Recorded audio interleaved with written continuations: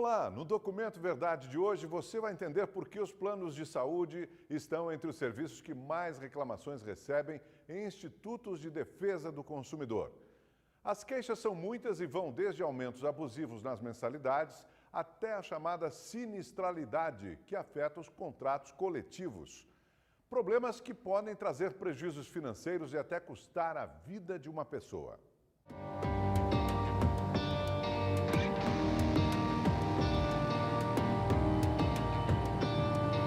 Você que tem plano de saúde já deve ter ouvido essa palavra, sinistralidade. Vem cá, você sabe o que é isso? A senhora tem plano de saúde? Sim, tenho. A senhora sabe o que é sinistralidade? Não sei. Você sabe o que é sinistralidade? Não sei o que é sinistralidade. Sei. Tem nem ideia. Não sei nem dizer a palavra. Não é algo de comer ou algo que se vista. Pelo contrário, é uma palavrinha que pode definir muita coisa no seu convênio médico.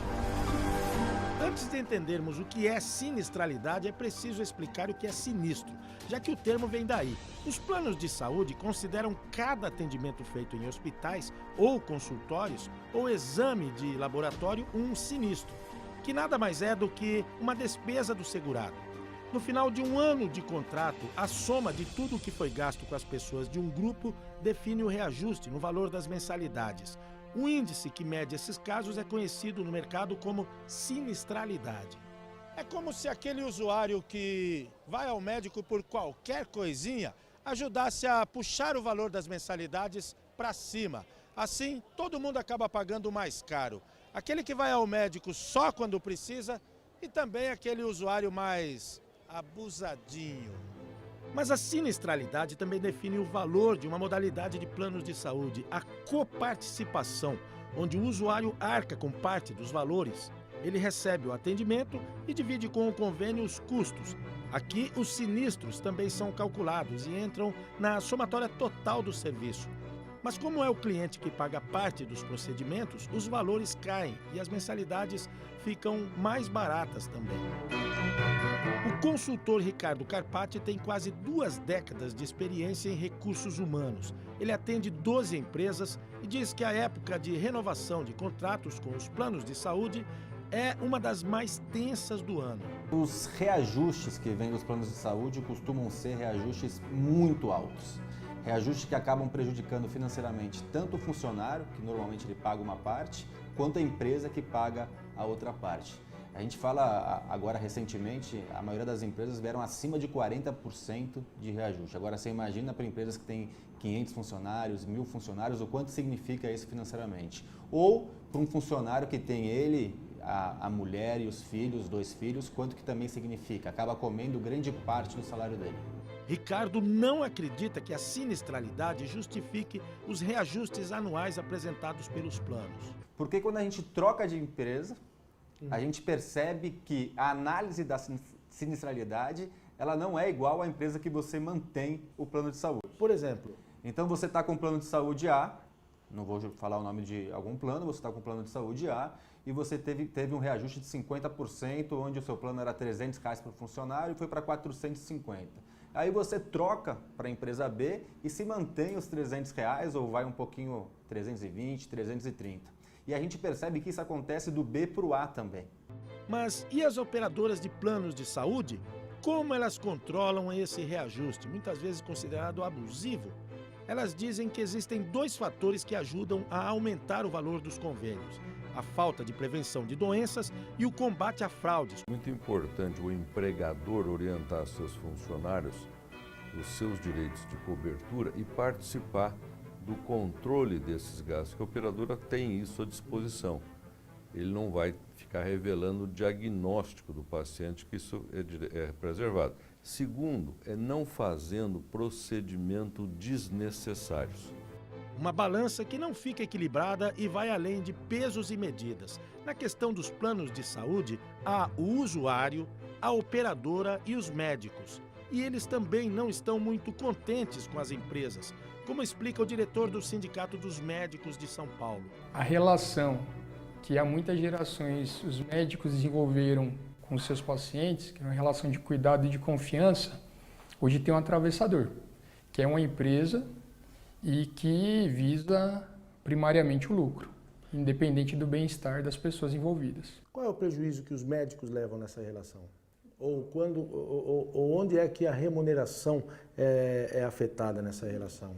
Existe um prejuízo material, né, porque o valor do trabalho do médico ele é o menor de toda a escala de custos, né, dos médicos e dos demais profissionais de saúde.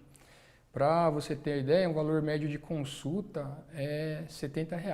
Esse é um valor médio de consulta médica.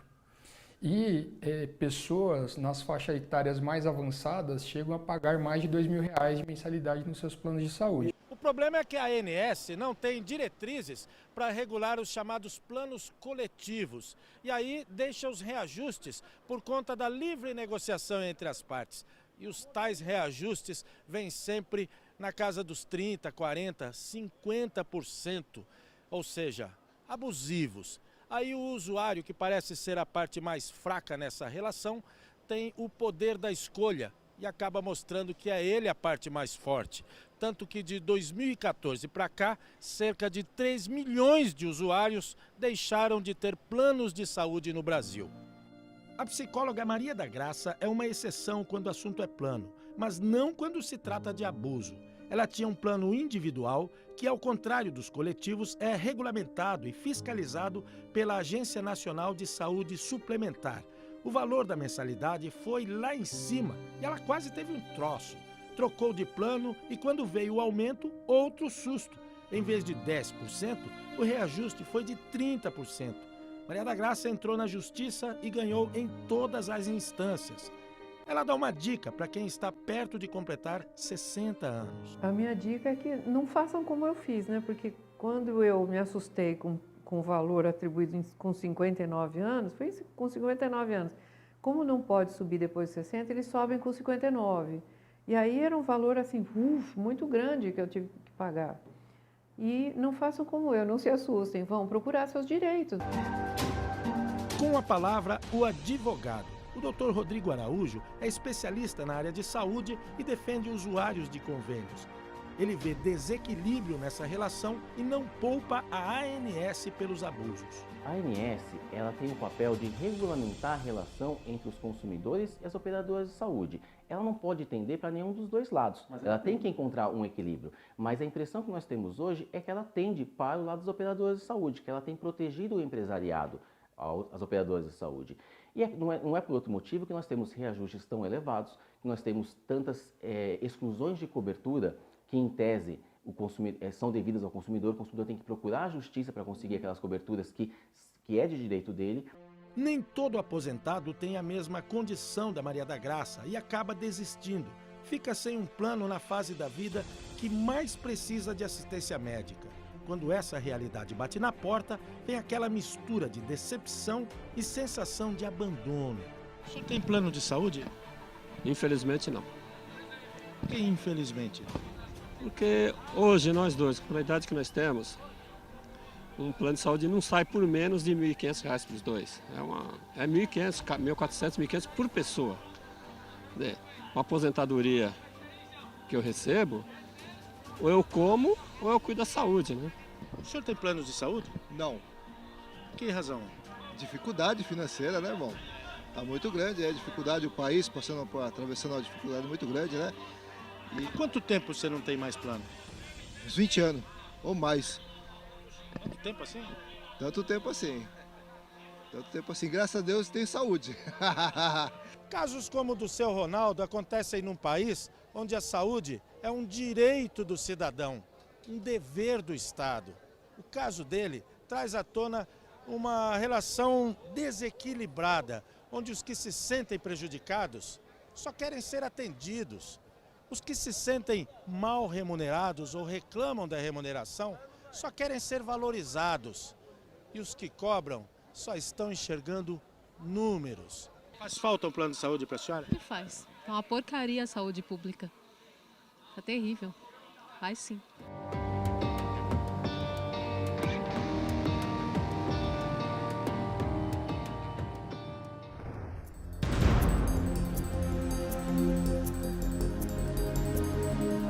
Estão pegando 100 dando pra parede, enquanto saúde pública.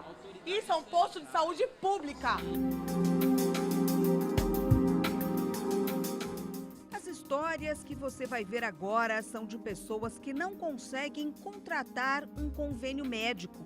As questões são muitas, desde os preços altos até carência e doenças pré-existentes. Uma delas é a jovem Samira, que acabou de fazer 17 anos. Uma adolescente normal, ama redes sociais e sempre gostou de estudar e andar de patins. Mas hoje a menina leva uma vida bem diferente. Eu fico com muito cansaço. Tem dias que eu sinto fome, tem dias que eu não sinto vontade de comer. Me dá muito sono e, eu vou fazer uma coisa básica, assim, eu não consigo, porque eu fico muito cansada. Ela estava na escola quando sentiu pela primeira vez fortes dores no peito e falta de ar. Ela chegou que bateu na porta, assim, com falta de ar. Eu tomei um susto, porque ela não conseguia falar e eu não entendi o que era. Quando eu vi que ela estava com falta de ar, corri mais meu outro menino, pegamos ela, fomos pro posto. E chegou lá, ela estava com 240 batimentos, a pressão estava custando o vídeo, estava 8/4 e ela começou a perder o sentido. A estudante foi diagnosticada com a síndrome de Wolff ou WPW, uma arritmia cardíaca que pode levar à morte. A síndrome de Wolff-Parkinson-White é uma doença congênita, ou seja, a pessoa nasce com ela. Existe uma via de condução elétrica que a gente chama de via anômala, que é uma via extra, a mais que a pessoa tem, que pode, em algumas circunstâncias, deflagrar uma arritmia em que o coração dispara com uma frequência muito alta. Geralmente aparece na adolescência, às vezes as pessoas vão ter as primeiras arritmias, às vezes um pouco mais tarde. Existem alguns poucos casos que podem ter, inclusive, risco de vida para a pessoa. Mas no caso da Samira, o problema no coração pode ser corrigido com uma ablação cardíaca, que foi o tratamento recomendado pelo médico. O procedimento é simples, minimamente invasivo e considerado o mais eficiente.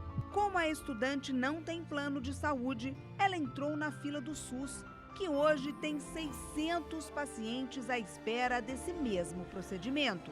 Eu vivi dentro do hospital durante 2 semanas com a minha filha esperando o procedimento. Eles mandaram ela para casa, ela está correndo risco de morte súbita. Se eu tivesse um plano, minha filha já estava feita a cirurgia. Eu acho revoltante porque não só a Samira, estão 600 pessoas na fila.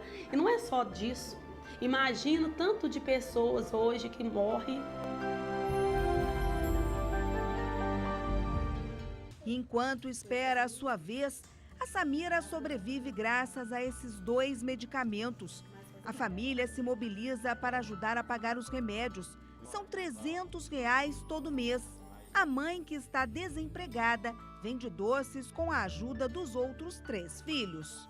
Eu tô nessa luta, na correria, aí eu tô vendendo doce, eu faço meus bombons para vender, para mim conseguir, eu tô juntando para mim fazer um plano, para ver se através do plano, né, que também tem a carência, porque já é pré-existência a doença, e tentando juntar vaquinhas. O pessoal tá tentando fazer uma vaquinha online para mim, pra gente conseguir a cirurgia para Samira, porque pelo que a doutora Tereza falou, eu tô olhando os orçamentos, ela falou que custa 52 mil. Eu já queria ter feito a cirurgia porque seria mais fácil, porque aí eu não ia ficar dependendo de remédio nem nada. Tem 600 pessoas, pra mim eu vou fazer daqui uns 10 anos ou mais, eu vou morrer, né? Com o coração apertado e uma angústia que não cabe no peito, mãe e filha agora também aguardam uma decisão da justiça para agilizar a cirurgia. Eu faço um apelo lá na defensoria que Deus toca no coração deles, porque a minha filha precisa, ela só tem 17 anos que ela fez e ela precisa de viver, né? Qual seria o seu desejo? Que eu fizesse a cirurgia logo, porque assim eu ia ter minha vida normal de volta. A pessoa tem direito à vida. Porque eu não vou deixar minha filha, enquanto eu tiver boca, enquanto eu tiver saúde, eu tô trabalhando doente. Tem dia que eu não aguento. Mas eu corro atrás para me conseguir, pelo menos comprar os remédios para ela, correr atrás, tô pedindo ajuda para todo mundo. Nós temos um sistema que ele está cada vez mais inchado Porque com a situação econômica que hoje vivemos, é muito grande o número de pessoas que têm deixado os planos de saúde e vindo a ter o SUS. Ora, o SUS está lá para todos, não está errado que venham, mas num sistema que já padece com esse subfinanciamento, que já tem uma estrutura que vem sendo precarizada a despeito dos esforços dos profissionais que ali estão para fazer um bom trabalho. É importante que isso seja dito. Há um esforço muito grande dos trabalhadores que ali estão.